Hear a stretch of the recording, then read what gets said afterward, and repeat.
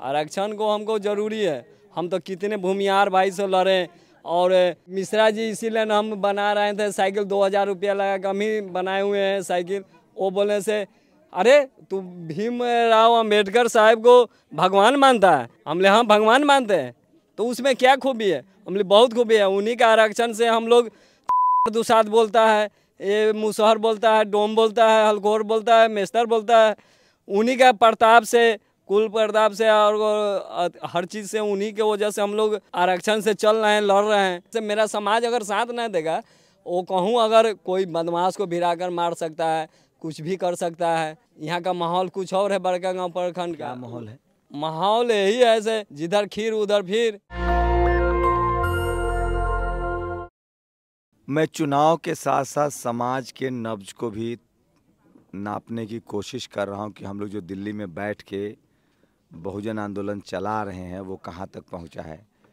मेरे कैमरामैन आपको दिखाएंगे कि मैं इस समय बहुजन समाज के मोहल्ले में हूं, जहां तमाम पॉलिटिकल पार्टी के नेता आते हैं, अपना खाना लाते हैं, अपना पानी पीते हैं। जिन मोहल्लों में लोग अपना खाना लेकर राजनीति करने आते हैं और यहाँ तक नेता पहुँचता है कि नहीं। एक शख्स है मेरे साथ और बाबा साहेब की विचारधारा, सोशल जस्टिस की लड़ाई और मायावती जी के आंदोलन कहाँ तक पहुँचा है, सोशल मीडिया की वजह से कितना कमाल हुआ है।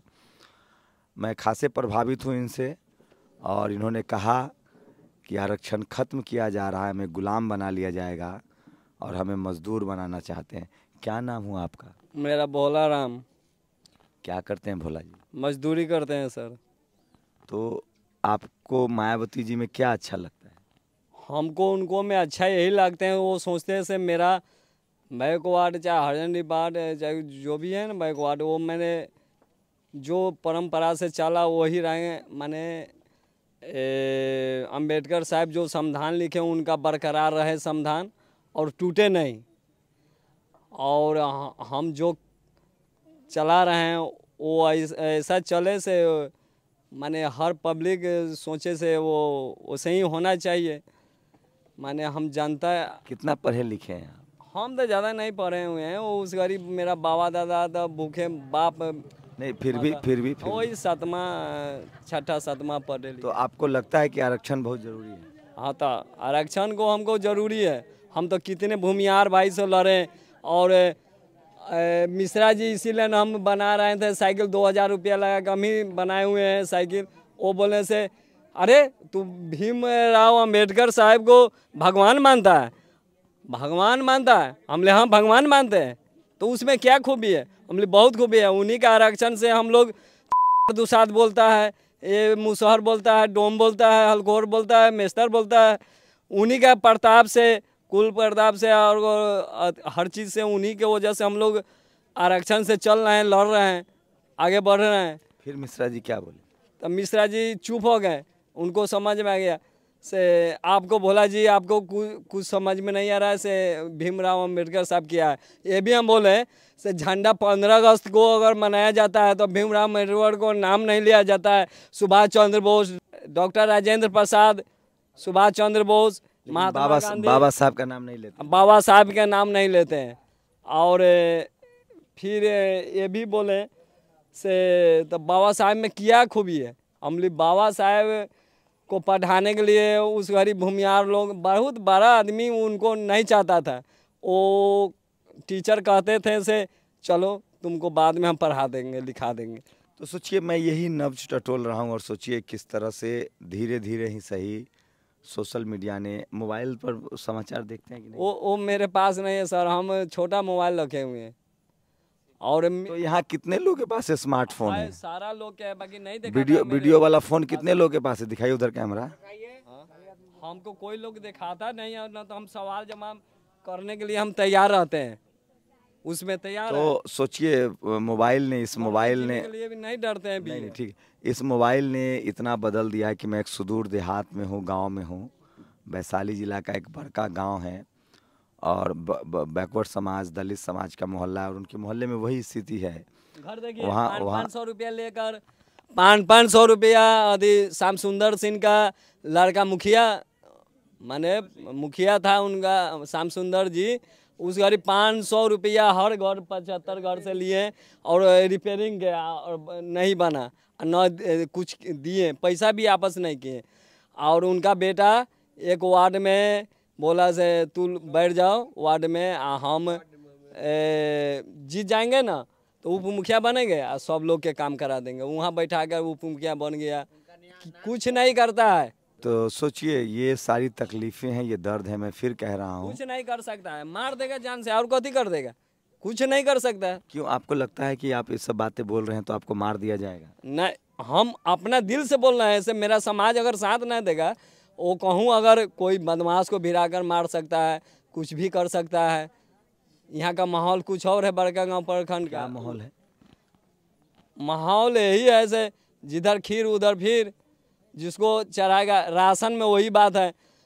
माने अगर हम कहेंगे से ये अनाज हमको नहीं इतना देना है, हमको 10 किलो आप चावल दे रहे हैं तो 20 किलो दीजिए, तो ना 5-6 किलो लीजिए। 5 किलो अभी माने 25 किलो मिल रहा है तो 10 किलो माने गेहूँ लो, चाहे 5 किलो गेहूँ लो और 20 किलो चावल लो।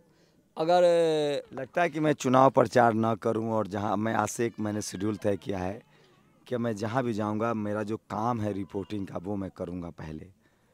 इतनी तकलीफ मुझे अब कई बार लगता है कि मैंने चुनाव लड़ने के चक्कर में पत्रकारिता छोड़ दी है, लोगों की तकलीफ़ें नहीं बता पा रहा हूँ, लोगों की समस्याएं नहीं बता पा रहा हूँ। मैं अपनी बात बोल रहा हूँ, लोगों की तकलीफ़ें नहीं।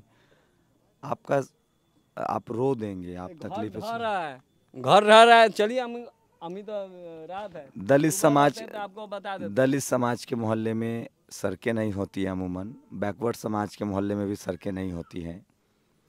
जातिवाद की इतनी गहरी खाई है गांव में और शहरों में, आप सब जानते हैं। शहरों में आपको media, judiciary, college, university, bureaucracy, business, sports, cinema, business में नहीं जाने दिया जाता है। और गांव में आपके यहाँ सड़कें नहीं होंगी, आपके बच्चों के लिए स्कूल नहीं होगा, आपके लिए घर नहीं होगा। आप सोचिए, आप कल्पना कीजिए। एक छोटा सा मेरा सुनिए, बाल 8वां से मेरा लड़का सर्टिफिकेट लेकर 9th में नाम लिखाया है, तो वहाँ पर फॉर्म हर चीज़ जमा की, करने के बाद में कराया। जन्मतिथि सही में जन्मतिथि मेरा गड़बड़ कर दिया है, किया यही ना सेविका किया है, क्या बोलता है ठीक। तो सुनिए ना, तो उसमें उनको कहें से मैंने आधार कार्ड पर 1/1/2007 और टोटल पर 1/1/2007 और जन्म तिथि पर 20/1/2007। रिंकू तिवारी जी हैं, भाजपा सदस्य कार्यकर्ता हैं, उनको बोले हैं तो वो बोले हैं 300 रुपया आपको देना होगा। हम कहे ठीक है, हम ही 300 रुपये मेरे पास में हम ही रखे हुए हैं, लेकर गए हैं, कागज पत्र लेकर आना और देने गए हैं तो वो बोल रहे हैं क्या 1400-1500 रुपये लगता है, तुम 1000 रुपया देना, जल्दी ले आओ, हम जा रहे हैं कोर्ट। हम चुपचाप रह गए हैं। हमारे पास भाई एक नाम है उनका, क्या नाम है उनका? रिंकू तिवारी। वो माने भाजपा का कार्यकर्ता हैं या अध्यक्ष हैं, उसे हम नहीं कहेंगे। बाकी हम कहें से हमारे पास मन में हम दिल में सोचे हैं से मेरे पास एक वकील भतीजा है, उनसे राय विचार लेंगे। आज संडे था, हम तो चल गए आइसक्रीम बेचने, तो वो बोले से 1000 रुपये लगे, हम लिए 300 आप बोल रहे हैं, फिर 1000-1500 बोल रहे हैं। तो ना आप जब ये सब बातें हम ही कागज मंगा दें। आप जब ये सब बातें बोल रहे हैं तो नहीं बात हम बोल रहे हैं, एकदम ओरिजिनल नहीं बात नहीं, बोल रहे हैं। आप जब ये सारी बातें बोल रहे हैं तो आपको डर भी लग रहा है कि कल कुछ हो सकता है मेरे साथ? हाँ, तो वो हो सकता है। यहाँ का माहौल बहुत खराब है, बड़का गांव का बहुत खराब है माहौल, किसको कुछ भी वैशाली में खौफ है, डर है, और आप कल्पना नहीं कर सकते हैं किस तरह के माहौल है। मैं खुद महसूस करता हूँ रोज़। मैं चुनाव लड़ने आया हूँ, जो धनबली हैं, बाहुबली हैं, उनके खिलाफ, और ये देखिए इस तरह के लोग हैं। और मेरी कोशिश होती है कि जो मैं तो आया था इसलिए कि मैंने जो 10 साल से मैं काम कर रहा हूँ उसको लेकर लोगों में कितनी जागरूकता है, लोग कितने जागरूक हुए हैं, लोग समझ बढ़ रहे हैं, लोग बातचीत भी कर रहे हैं। लेकिन अभी एक लंबी लड़ाई है, एक लंबा संघर्ष है। इस देश के दलित, पिछड़े, बैकवर्ड, किसान, अल्पसंख्यकों को आज भी 2ym दर्जे का नागरिक समझा जाता है।